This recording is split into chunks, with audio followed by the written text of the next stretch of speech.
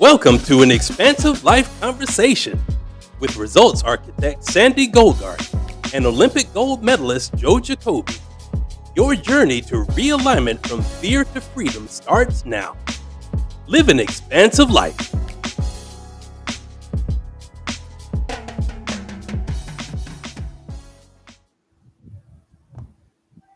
Amazing. Thank you, Jason. Joe, great to be with you again. This is now our fourth live interactive conversation.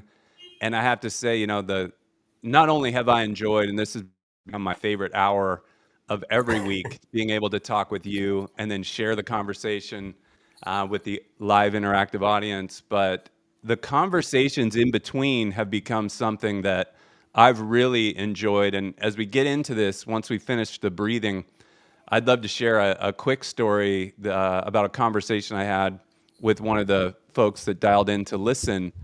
And he shared with me what living an expansive life now means to him. It was a really cool way to kind of frame up everything I think that we're talking about. So I look forward to getting into that with you. And I have a ton of questions for you on the topic of fear. And, I think that's one of the things that keeps us from living an expansive life. So I look forward to getting into that. Tons of information, tons of fun to be had over the next hour. So welcome, everybody. For those of you that have been with us for the entire journey, we really genuinely appreciate it. And it is not lost on us that you're investing an hour of your time. And we do everything that we can to deliver value to make this worthwhile. But we start each episode with really quick 3 box breaths. And we've now done this for 3 consecutive episodes. And somebody asked me last week, I feel so much better after you do this box breathing exercise. Why is that? And it's a couple of different things. One, it's a great way to allow you to be present. It sort of blocks out all the things that are going on, allows you to become centered and fully present with what it is that we're talking about. But number 2, you'll recall one of the biggest keys to creating an expansive life and something to expand into is you have to create the space.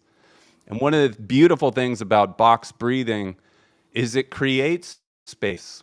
It creates some separation between you and the world, the physical world that you're grinding in, to allow you to kind of sit back, create some space, and then grow into it as these conversations unfold. So we'll get started with that, and then we'll hit you with some great questions. Joe, how's that sound? It sounds great, Sande. Really looking forward to the hour ahead. All right, awesome. Okay, so I'll go ahead and lead this box breathing. We do 3 different breaths. We'll go inhale for 4 seconds. We'll hold for 4 seconds. And then exhale for 8 seconds. And we'll do 3 of those breaths, and then we'll jump in to the show itself. So I'll go ahead and lead. If you can follow with an inhale through your nose for 2, 3, 4, and then hold for 2, 3, 4, and then an exhale, 2, 3, 4, 5, 6, 7, 8, and then inhale again through the nose, 2, 3, 4, and hold, 2, 3, 4, and then exhale, 2, 3, 4, 5, 6, 7, 8. Last one in for 2, 3, 4, and hold for 2, 3, 4, and then exhale, 2, 3, 4, 5, 6, 7, 8. And we have arrived. All right, Joe, tons to get through today, but as I mentioned, I was having so many of these conversations in between the episodes with people who've tuned in. They'll ping me with questions or just want to catch up. And this week in particular, I had a really amazing conversation with a friend and an acquaintance of mine through Jesse Itzler's Adventure Club. And we were talking a little bit about the idea of an expansive life and what we've both kind of come to realize. And the conversation started as we returned from the Grand Canyon. So we did rim to rim to rim, which is an event where you go from the south rim to the north rim and then back. All in all, it was about 20 hours of hiking, about 12,000 feet of elevation up, 12,000 feet of elevation down in this giant, wonder of the universe, the Grand Canyon. And we both recognized how much our lives changed when we got back. Not because we were able to do it or we proved anything to ourselves, but we had done something bigger. And Joe, you talk about this, like stretching your baseline. So we'd moved from our baseline activity, which is normal everyday activity, to this expansive activity where we climbed and hiked from rim to rim to rim in the Grand Canyon. And upon returning back home, I went to the training hill where I trained, a hill that I thought was quite large and daunting when I first started my training. And it seemed like this small little anthill. Everything now in my life started to seem small. Problems that I thought that I was having, they seemed minimal. Uh, Obstacles I thought were in my way, again, seemed very small. Compared to the Grand Canyon, almost everything is small. And he said for him, when he got back and he started thinking, he was thinking about the business that he runs and the life he really feels like he wants to live, this more expansive life. And he said, from the moment I got back from the Grand Canyon, I saw the world different. I saw, why couldn't I do, I don't want to give away his secret because he has a really amazing new business that he's diving into. He's like, everything that I've wanted from life, I realized I could have it right now. I don't have to wait and save up all this money to retire to have it. I could do it. I could create a business out of it. I know so many people want it. And that to me would be the most expansive way to live. And it just got our wheels turning. You could feel we were both inspired. We're talking about potential investors, how the business model would work. But he said, for the first time, I feel like I've sunk my teeth into this marrow of life for how I could create a business that's helping people, but it's helping me live the type of life that I want instead of thinking, how do I save up for a potential life I might want 30 years from now? And I thought, man, that is such a beautiful way to recognize just the idea of what it's like to just start nibbling at what an expansive life could mean. I don't know if there's anything there for you before I hit you with a bunch of questions. No, and believe me, I'll return those questions back at you. But there is a few things that come up for me, Sandy, is that, I think you and your friend, I think via the program that you're doing with Jesse is that, you're being exposed to a relationship with nature in a new and different way. And I think by kind of taking on these challenges that come with a sense of difficulty to it, uncertainty, resistance. I think it allows you to open a conversation with nature that does things for us, or it changes us in two ways. One, nature is never thinking about the past or the future. All nature knows how to be present and in the moment. And I think the time that we spend doing hard, challenging things in nature, it's like we cannot help except to kind of pick up on that cue. Like, we don't have to wait. Like, we can start to figure out like what things are going to look like if we try now. And secondly, the fact that we take on challenges in nature that are difficult, that are challenging, that aren't your everyday thing, we are running like a little experiment to see, like, can we do the next step and the next step and the next step, or the next section, or just get to the next mark that kind of moves us along on a difficult journey. And I think the process of doing that and getting out of our normal circumstances and surroundings, I think that it just prompts us to not even necessarily just take on the big idea, the new idea right now, but at the very least, it starts to make us think, how can we start to run the experiment now?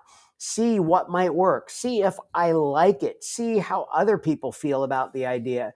So I'm not surprised that the story that you told is also connected to two people that just took on an amazing challenge together with other people in a community in nature doing a hard thing. So that's kind of what came up for me in that story. I love it. It's fantastic. I not only can I feel it because I was there and I returned, but the other thing that I love when you bring it to nature itself is when I'm now out in nature, which I'm out in it as much as possible, my awareness for what's going on seems to rise to a level that I never had before. I think part of it is slowing down, creating space, but just, when I do these events, my whole intention is to see if I can take every step joyfully. And that requires full presence. And with presence comes awareness. And I just started to notice so many things in nature. And I want to get your thoughts on this because it dovetails right into this idea of fear. But that nature or the universe, or however you want to look at it, seems to have this unbelievable intelligence where things do just happen. Nature's not trying to be something, it just is. And it's so amazing and so beautiful, and everything works, and there's this symbiotic relationship, this flow, this harmony that exists. When we're exhaling our problems into the world, we're fueling the trees that need that carbon dioxide to give us the oxygen back. And without awareness, we don't even know those kinds of things and how beautiful they are.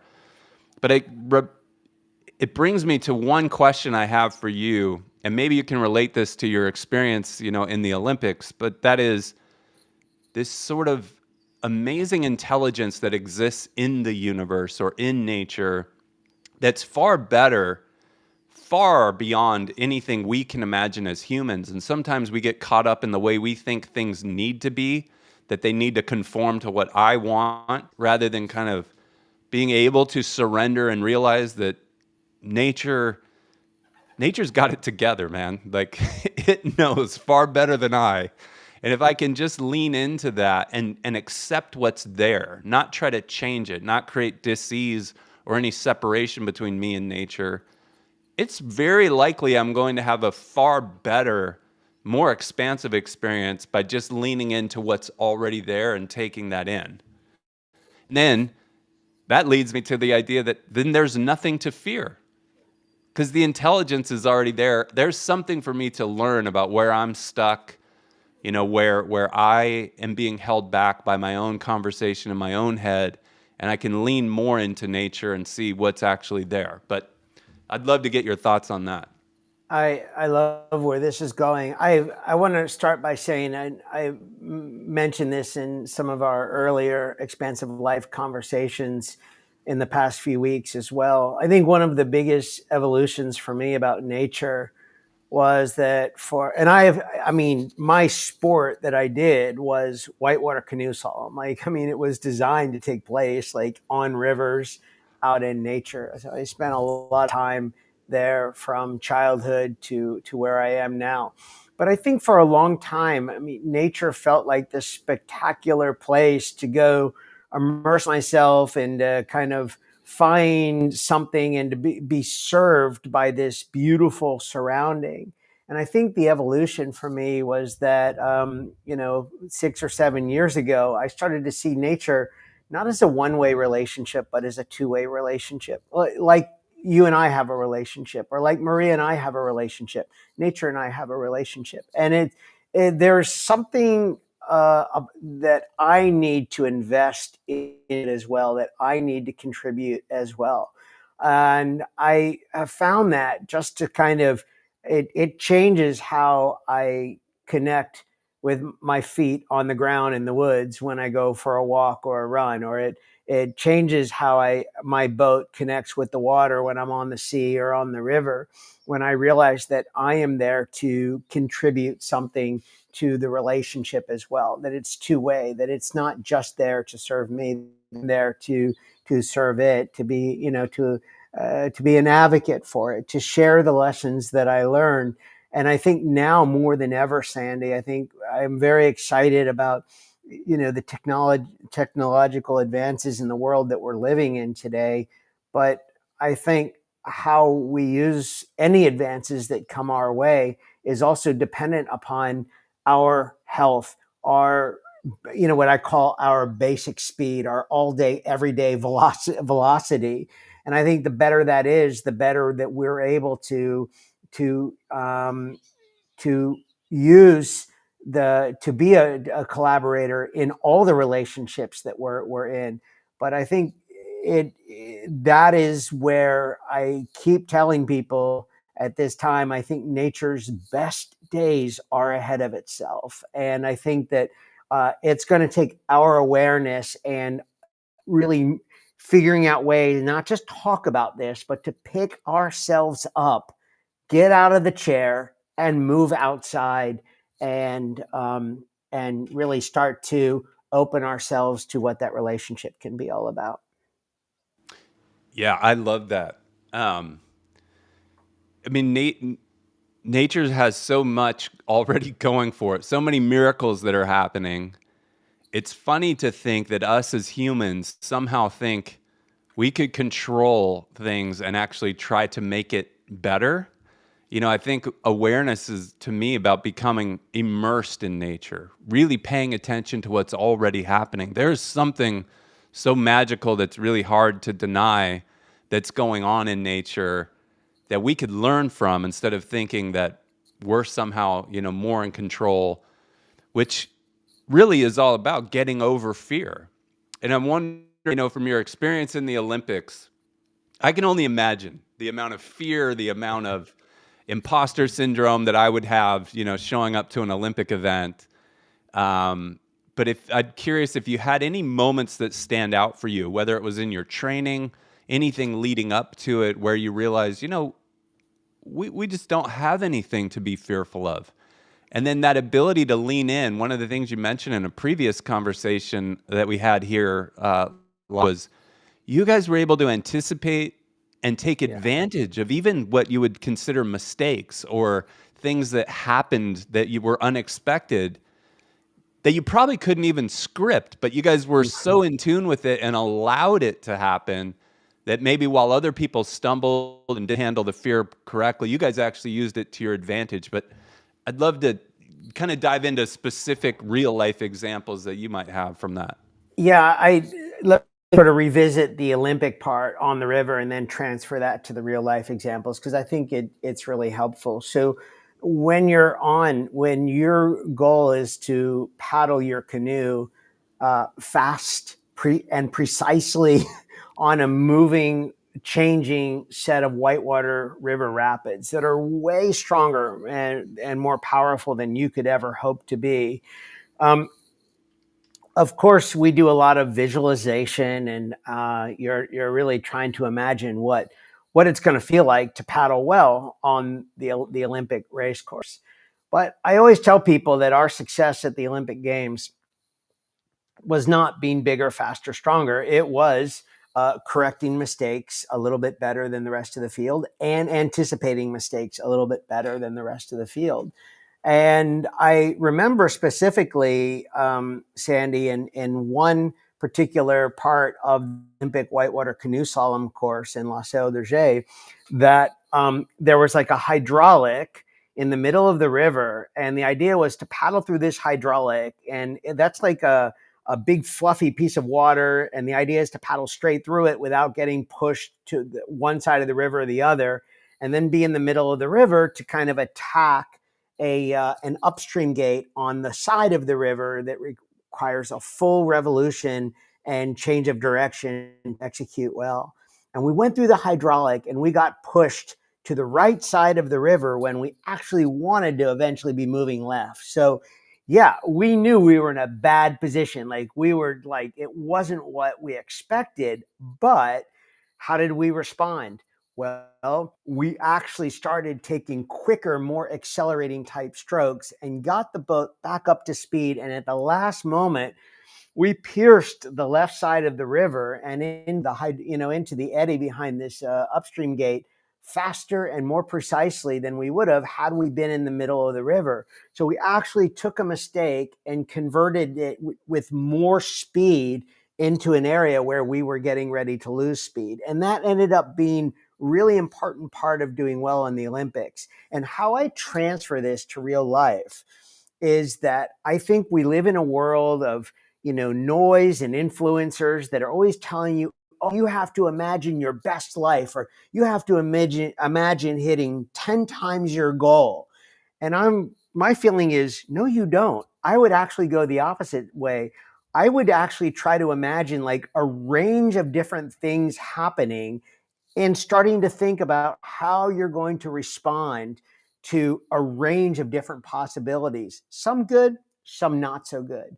And that's what nature always tells me, is that, sometimes I feel great when I'm out there. There's other days that I don't, but I trust that like those days that I don't feel great, or that I'm less than like peak, that I know there is something for me to learn there as much as when I do feel great. You know, that is something I feel like I'm coming into, like an understanding of the way all of this works. And that is this knowing that there really is some intelligence, not some intelligence, just intelligence that's out there that's so far beyond anything I could comprehend as a human, that if I'm willing to pay attention to, all the signs are there, all the things for leading a much more expansive, unknown life are all there if I'm just willing, to pay attention, see what's there, become immersed in it, learn lessons that I'm supposed to learn about where I'm stuck, and ultimately free myself to have the most expansive life I could ever imagine. And it's crazy because I think of, 30 years in the corporate world where I spent time feeling like I needed to be in control. I'm supposed to be this leader. I'm supposed to be a former athlete, navigating and controlling where we go as a team, when all along there were just so many more opportunities that I was missing because I felt the need to be in control. And it wasn't until I was able to really let go of the wheel, start paying attention with awareness to see what was already there for me was so much better if I just leaned in, followed along. And now I can think bigger. I know I can accomplish more. I could do whatever it is ultimately that I want, but it kind of gets me to lean in even more to the unknown and just see where this is going, and just take part in it and show up every day fully present to see what's there, and just enjoy the ride of life. Because this is one thing that I remember going through, and that is, as I was starting to do some work, whether it was meditating or quieting my mind, kind of this knowing that there was something more, I kept asking, like, can you show me a sign, like, that this is working? And then one day it just hit me that the beautiful life isn't coming. Like, the beautiful experience, the expansive life isn't something down the road. It's not this fictitious place in the future. You're in it. Like, it's happening right now. Just peel back your awareness even more and see how amazing it is. It might not feel the way that you prescribed or you would want it to feel. You might not look in your bank account and see there's billions of dollars there yet, but it is the amazing life that can lead you to kind of wherever you want, but it's happening right now. And I think that's part of the awareness and having an expansive life is realizing it's not something out into the future, it's right now. And the sooner you become okay with the way things are right now, the more quickly you change the trajectory for where you want that to go by accepting things are exactly the way they are right here, right now. Let's lean into it and then start to change through my thinking, my feelings, and my actions and patterns, so that I can then start to create exactly what it is that I want while still being open to what the universe is kind of putting in front of me. If you might riff a little bit on, this is kind of on the same side of the coin as fear, but humility was like a big word that I thought about when I was paddling rivers a lot. And then a word that's kind of come into my my space a lot over the last 7 or 8 months, I'm thinking about is surrender. I'm wondering if you might just riff a little bit on the relationship between humility and surrender.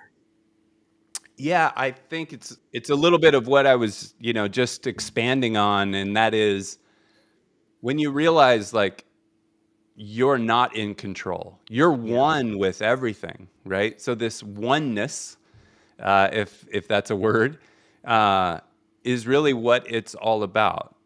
I struggled for years with the idea of surrender. Surrender was like you're giving up, right? You're so beat down, you're just going to throw in the towel and lay there and hope to be saved, which is kind of when you're in a victim's mentality, how you would view the word surrender. What I now realize is surrendering is just realizing that there is this intelligence available to you. Why not become passionately curious about what that is and then allow amazing things to happen? So I realize now, after peeling back many layers of interference that I had built up over the years, that as a human being and as a soul, that I am enough. Like I don't need to go do and create to become something. By virtue of being here, like I am enough, and I can now sit in the middle of it and just enjoy everything for what it is, and then see where do I want this to go with my intention, and then allow it to happen. And that's kind of what I've learned through my own journey is there's Mm. so much waiting, so much good waiting if we get out of the way and we stop self-sabotaging. We create a healthier discussion in our conversation going on in our head, where we realize that we are these amazing uh, souls having a human experience. And I'm convinced the experience is supposed to be amazing. It's not one of suffering. It's not one of pain, and it's not all these things that we've kind of gathered throughout our life. It's an amazing experience. So open your eyes, peel back your awareness, and like strap on your seatbelt, uh, and allow amazing things to happen. And I've seen that over the year. Allowing amazing things to happen. I found myself at Dominique Wilkins', birthday party. Like, how did this happen? Lil Jon's doing a private concert for us. Like, what? Like, I don't have control over this. I'm hiking amazing mountains with Jesse Itzler. Uh, just I'm just getting more into allowing those kind of things to happen, as opposed to me thinking I'm the one that's going to go out and create it, which comes, from the ego. And Mm. as I've just developed a healthier, more stable relationship with myself, kind of falling more in love with like who I really am, not being afraid of just being who I really am rather than who I think others need me or want me to be. That's that's created the foundation for me to allow amazing things to happen. That's what's there for me. How about you? I, I love it. So humility has just been a word that it's been very close to me since I was young. It's impossible to go out onto a river and not feel humble. You immediately realize, oh my gosh, this is a powerful force of energy. It doesn't need rest. It's going to keep going. It doesn't matter what I do. Like this is a really strong force of energy. Having said that, I think for a lot of my time on the river, that I was playing with a sense of relationship with control. Oh, if I just position the boat where I want it, like I can master this thing, I can figure it out. Like there was always some level of self talk that's like, I got this, like I can figure this out. What I think the word surrender is really doing for me, and I love the way that you talked about it, is that it has these negative connotations with it because again we've been taught to like, oh, you got to seize the day, you got to take control. And I think that's all that surrender is really doing. It's not negative at all. It's letting you explore what else is out there that that you can align with, but you have to kind of give yourself to that force. And now I know I've talked a lot about the river. If I can talk about the waves for a moment, where I'm living now in the summer, and I'm paddling this surf ski kayak, and I go on these long paddles where I'm surfing waves in the direction of wind. And this is just feedback. It's not to say anything is better or anything that's worse, but the last couple of times out, I've paddled with people that are inherently much faster kayak paddlers than I am. Like, they can, move the boats, Sandy, much faster than I can. But, I seem to be, really kind of finding a good space for just kind of surrendering to the wave and letting the waves do the work. And it's just pushing me much further down line than I ever thought it could be. And it's like, I'll start to look around and I'm like, wait, am I like just falling so far behind the group? And I'll turn around and it's like I'm hundreds of meters in front of the group. And I'm like, what the heck is happening here? Like, it is, all I did was to do exactly what we're talking about here and surrender to the wave. And you start to see the wave differently, and you really start to figure out how to work with it. And I love this feeling. And I think I was telling you offline, it's like now we're actually measuring, every wave that we surf on the river. We see what our speed is on the wave, how far the wave is taking us. We're literally seeing how many kilometers, not meters, but kilometers, the wave is carrying us. Like in 1 hour surf session, 20, 30, 40% of our time paddling, we're being carried by the wave. But that is an act of surrender. It's not an act of doing. Yeah. Not only is it not an act of doing, and it's an act of surrendering. And Cynthia chimed in with a great comment. It's really about acceptance, right? Accept the wave. And I think that's such a beautiful way to put this, that if we just accept help, right, and we don't think it's all up to us, we can accept the way things are, use that to our advantage and take full advantage of it.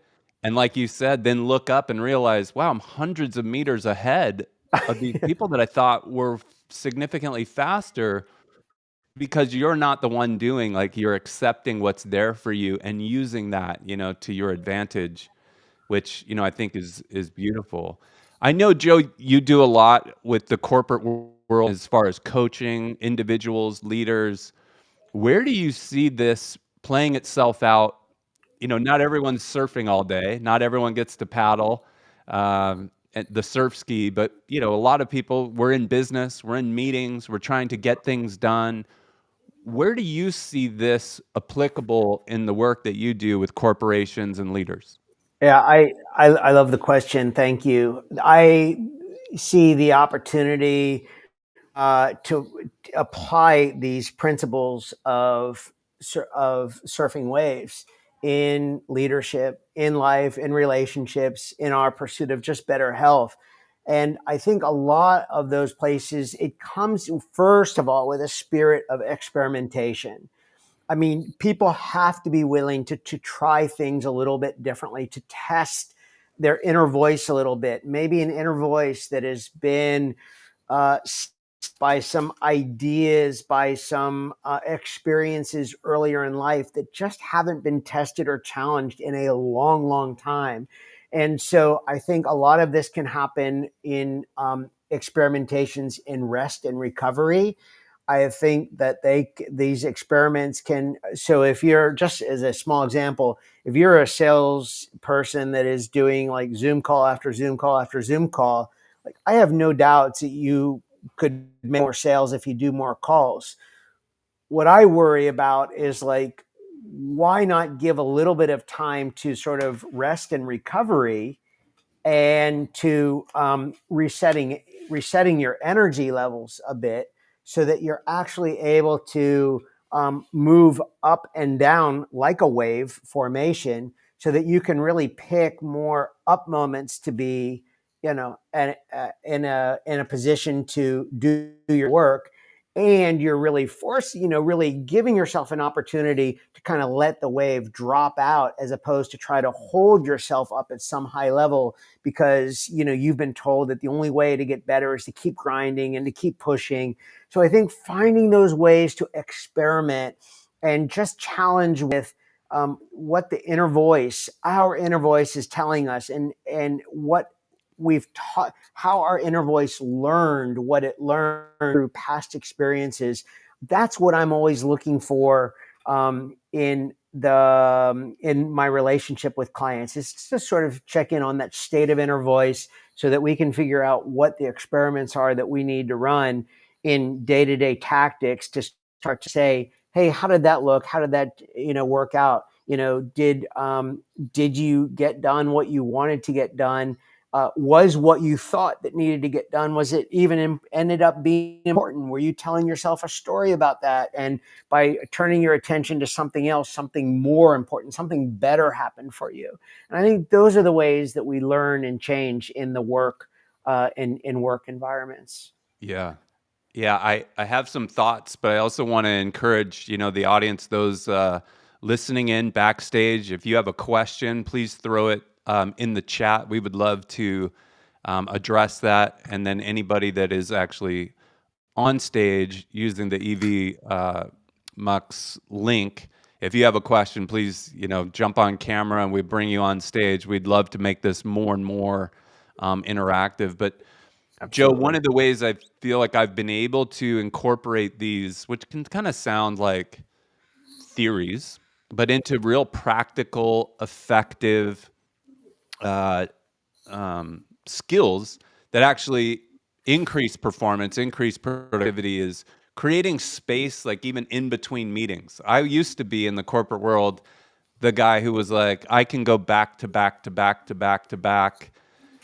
And I was doing it. I just wasn't doing it very effectively. I was worried about the next meeting during the meeting. I was bouncing around. I'd have emails coming in. I was never fully present the way I knew I could be. And this idea of creating space, I think, can also apply to your calendar, where you might have one meeting at 9 a.m., but give yourself a full half hour to prepare for it. Create the space to have an amazing meeting. Sit, be relaxed, show up with your shoulders down, lean into the conversation, and really see what's there, and allow people to fall in love with the person they get to be when they're interacting with you. Then take an hour break, catch up on some other things, give yourself another half hour to prepare for the next meeting. You can have 3 or 4 really quality meetings where you're going to get a lot out of it by being fully present, allowing the person that you're interacting with to be a much more comfortable version of themselves when they're interacting with you. And you will get, I think, you can get a lot more accomplished, develop much deeper relationships, and have that ability to kind of simulate a wave where you are at performance and then you come down, you rest, you recover, clear your mind, and get ready for the next meeting. They don't have to be back to back to back to back to back, grab lunch, eat on the go, back to back, cram it in, do your stuff at night, and then rinse and repeat the next day. You're just a very busy person, not always an effective person. I think when you change that relationship and how we relate to effective leadership, effective working versus busy working, that's kind of what lands for me. Yeah, I completely, I think we are coming very much from the same place. And by the way, I mean, both of our backgrounds in sport has taught us this. It's like anything that we ever wanted to do well in sport was not a function of what we did, but it was a function of how we recovered. And I think the more that we teach ourselves how to go into recovery, reset types of modes, the better. And when you get better at doing that, I think even in the process of doing, and this is where the surfing part really comes up for me, is that in the doing part, you actually start to think about, oh, I'm doing something, but how could this process, like, is there a different feel? Is there a different source of energy that I've never really been seen before that might be here? it's like that whole idea, that whole concept of rest and recovery is what opens you to that idea. And once you start to see that that is present in relationships, that is present in your creativity, that is present in your work and leadership pursuits, I think that gets really, really exciting. Yeah. You know, one of the people that I've done such a deep dive in, and I want to do one of these conversations specifically about Einstein. You know, I think he was the best branded individual of any of our lifetimes. He's synonymous, right, with the word genius. And as I looked at and studied, you know, his life, one of the things he was amazing at was never being in a hurry. He would take a month or two just to figure out how to craft this one or two sentence response in a letter to somebody where he really wanted to engage with them. And you know, I think of the world we live in where you're texting, chatting, emailing. I don't even know if many people even write letters anymore, but we're trying to communicate so much so quickly that we're often missing the beautiful art of language and what we're trying to communicate. And I just think about that often when I get, you know, I interact with some of the people that I've met on this amazing journey and think, how can I sit with and really communicate back how much I appreciate this person, how much I appreciate them trusting me, you know, to help lead and consult them and their business and really communicate what it is that I want to. The more space I create to be able to do that, uh, the less I get done as far as being busy, but the more effective those communications become, and the stronger those relationships grow, and then ultimately we end up doing a lot more together. And it's kind of amazing. You know, we live in a world that really promotes busy constraints, productivity. How do I get more done? How do I become busier and busier and busier and pack more into my schedule?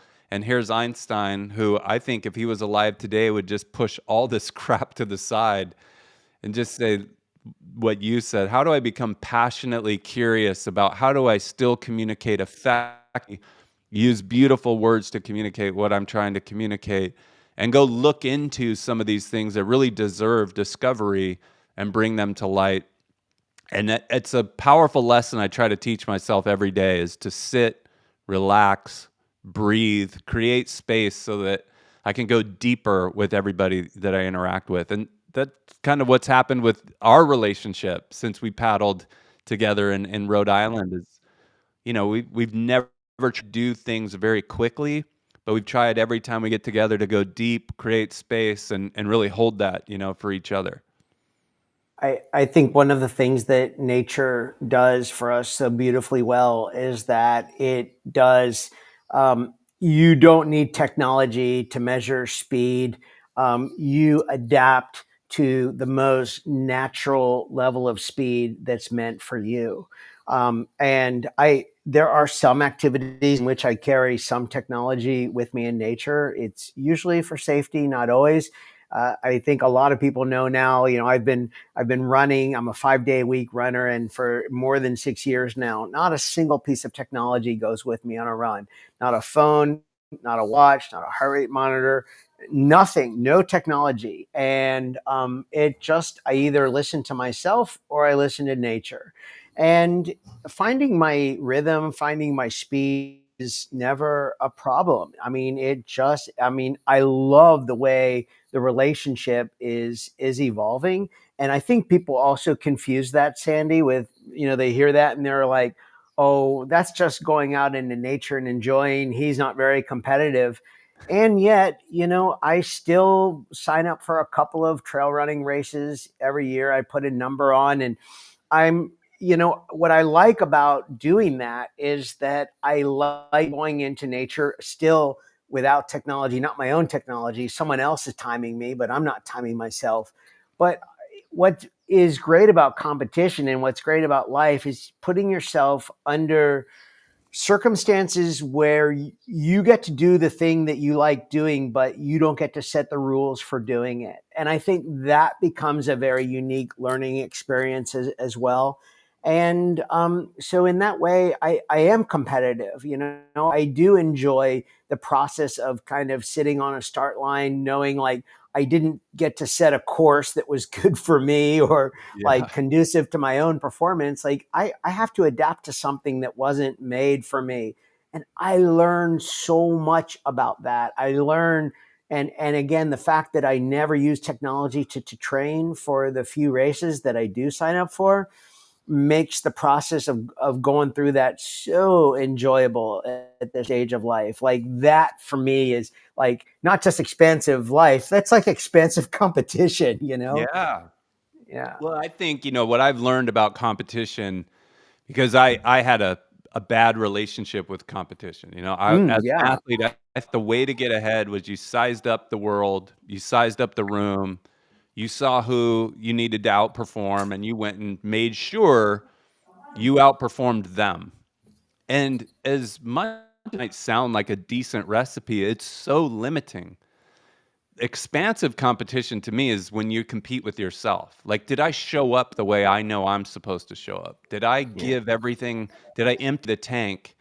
You know, and I do that now more, and I've created so much more room for everybody else to be the best version of themselves. I'm not worried about trying to be better than anybody else. I'm trying to be better today than I was yesterday, and allow everybody in this very expansive place that we live in to be the best version of themselves. And like that's to me is a beautiful existence. And I've found I'm becoming so much more better than I was when I was that limited version trying to be better than everybody else. Um, Before we go too far, I want to see if we have some comments. I know there's one that you and I have talked about. Ivor brought up a really beautiful question last time. I don't know if he's comfortable to bring that one up. And I love our conversations with him. I see we have Hillary. We've got Ari Lewis also on stage. And then, of course, anybody that in the chat that has a question, I'd love to spend the last 10 minutes making sure that we're interacting and addressing what the people want. Ivor, I don't know if you're there.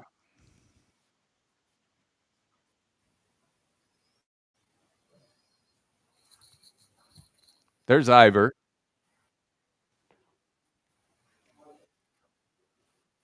That's okay.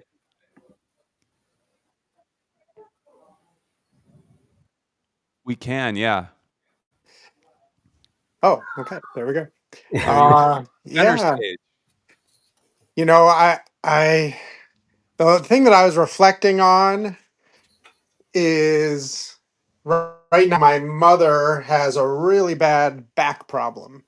And one of the things I was just doing was she wanted to go to an event this evening to honor someone who's funding an award.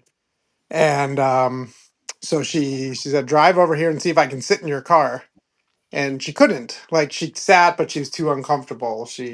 It's like really bad. And but it just makes me think, all the stuff we're talking about, being in nature and being in that environment and being able to, be in person and things like that. I mean, if you have a debilitating situation that stops you from doing that, um, it's a whole different situation.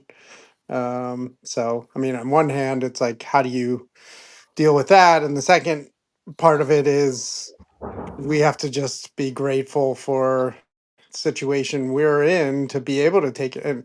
And so often we take it for granted, right? So much of it is like we don't even it's so important to be grateful for just our health and being able to participate in the things and take time out and experience it. And so that was part of what I was thinking. Yeah. Well, I love the thought. It just reminded me of a book that I'm reading currently called The Laws of Human Nature.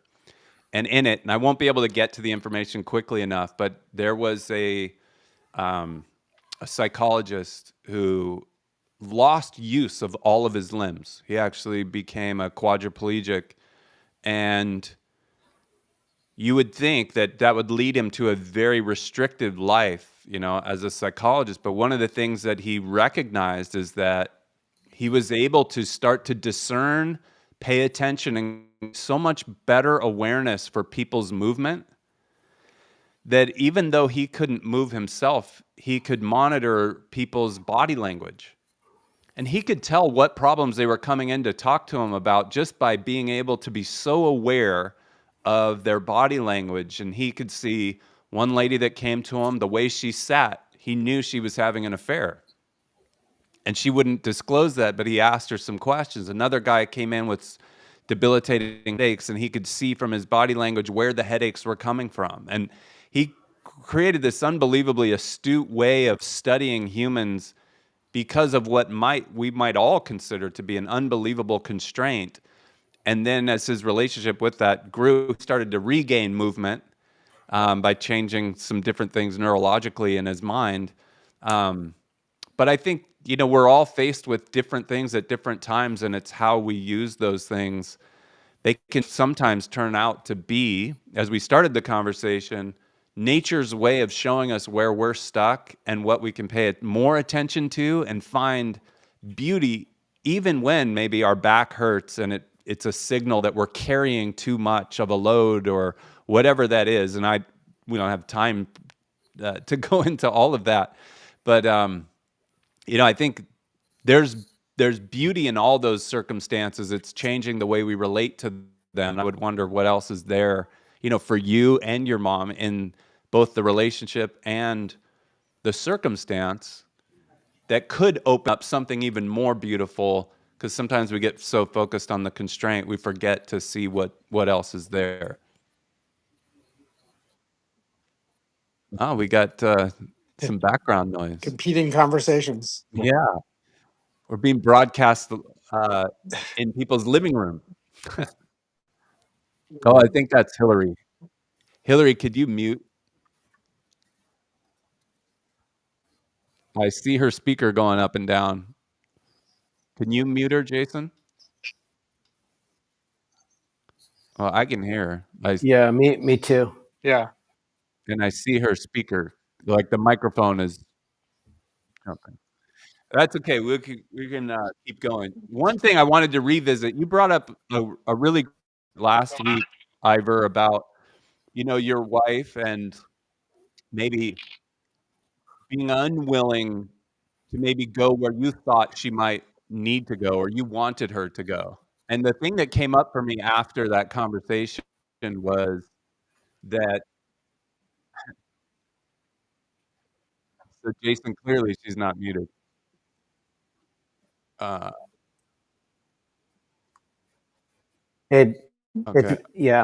It's I there, hear it. Jason. Hopefully she doesn't say Sandy and anything Joe, that can maybe be we could, I would incriminating. love to just maybe schedule some time the three of us can talk. So we That Would only would have be love 5 that. great. minutes right now anyway. Yeah. Yeah, Yeah. let's do that. That would be amazing. Yeah. Thank you. Yeah. And Joe, I also wanted to tell you that so my son is turning 13 and his bar mitzvah is coming up. Ah, nice. Yes. And the theme of his bar mitzvah is Olympics. So Let me know if I can contribute something that might be helpful to that experience. Like that would thank be you. awesome. That'd Yeah, be let's talk amazing. about Yeah, that. we're like Yeah, setting up love that. the Yeah. logos and the Yeah. tables. We're gonna have like a different athlete from different Ah. countries for each table centerpiece and things like that. And so, but yeah, I mean, if you have any ideas, that'd be great. Would love that. Would love that, Ivor. Yeah, I look forward to talking Maybe about I that. can stream you in.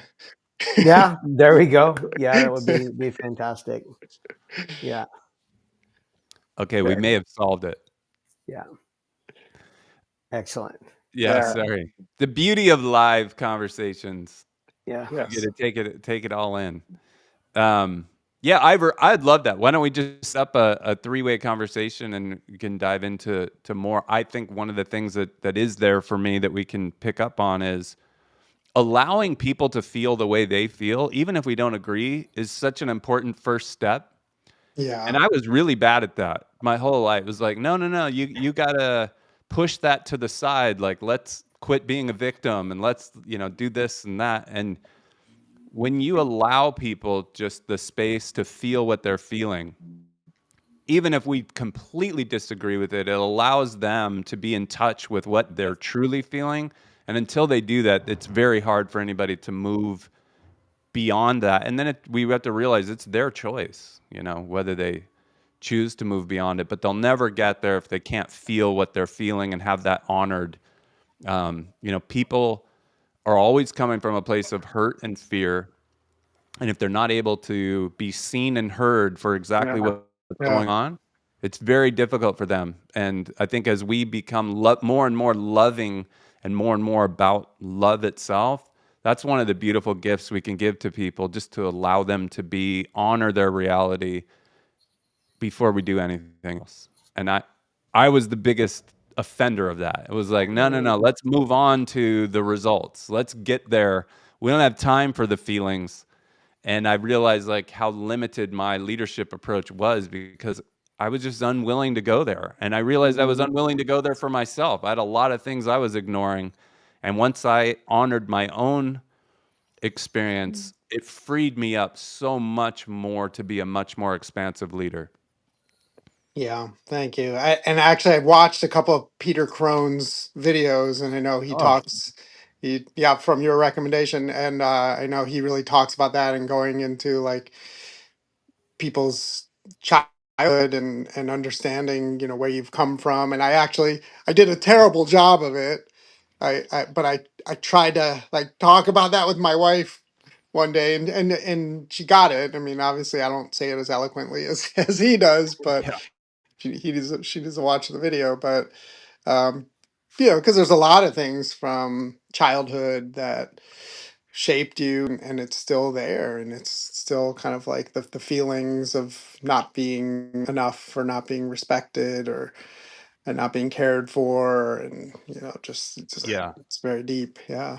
Yeah, I'm fortunate enough to be able to spend this week with him in Malibu, Oh, and wow. I'm looking forward to that so much. But one of the things that he touches on that is probably a great way for us to wrap this expansive life conversation, if you don't go there and you don't get underneath all the things that have created the conversation in your head, you can work on breath work, you can meditate, you can take supplements, you can work out, you can do a lot of things, and you will just become the best version of your constrained self. Yeah.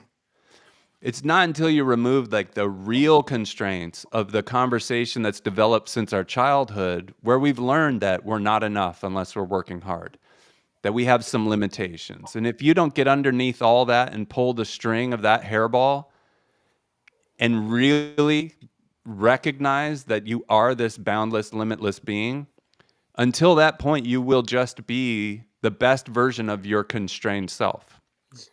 And So that is like, that hit me so hard and that's why I see so much beauty in his work. yeah. He helped me unravel a couple of things so quickly. And then I saw what we were talking about earlier, Joe, which is this infinite information and this intelligence that's all around us. Because I had this other conversation going, I couldn't even pay attention how amazing my life was. I couldn't allow it to unfold. And now it's like just a giant exhale, because I've recognized the limitless nature of myself. And now it's like everything is that beautiful. Joe, you look like you're itching to.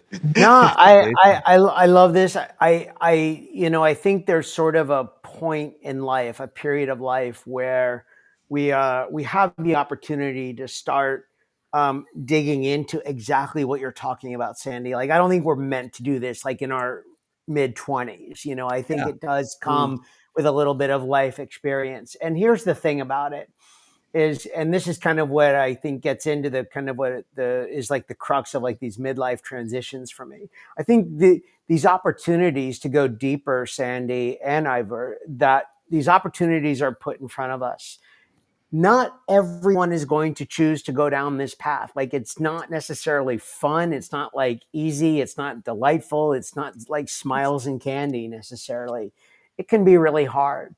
And I certainly understand and respect and piece with people who are like, you know what, I really don't want to go down that path.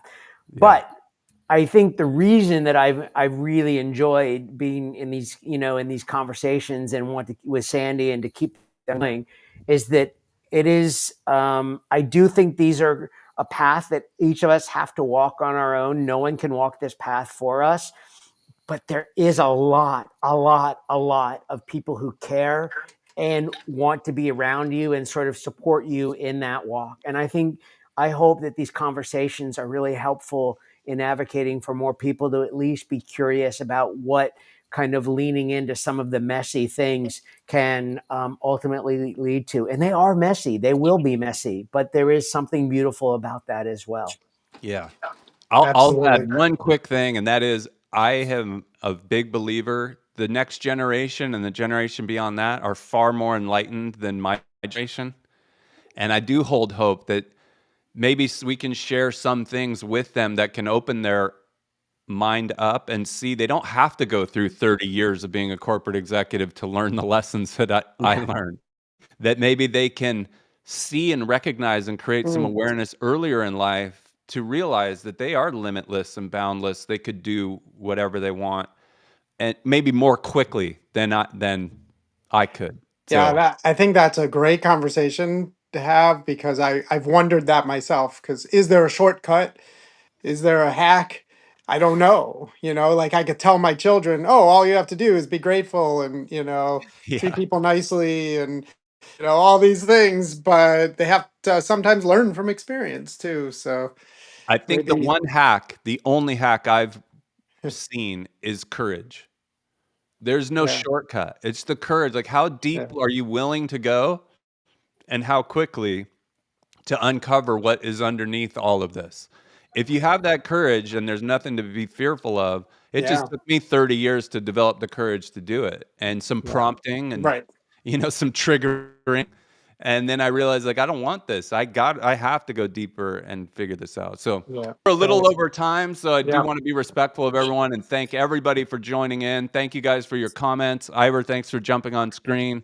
Joe, thank you as always, man, for sharing all your insights, your life experience. It's such a blessing to have you. It's such a blessing, to call you a friend. And these 4 episodes have been so amazing for me. So I thank you very much for the time and being willing to share, everything that you know and your experiences with me as well as our audience. I love it. Thank you so much, Sandy. All right. Take care, everybody. Have an amazing week. And thank you for tuning in to another episode of An Expansive Life Conversation. Thanks for watching An Expansive Life Conversation. Don't forget to like, comment, and subscribe. See you next week.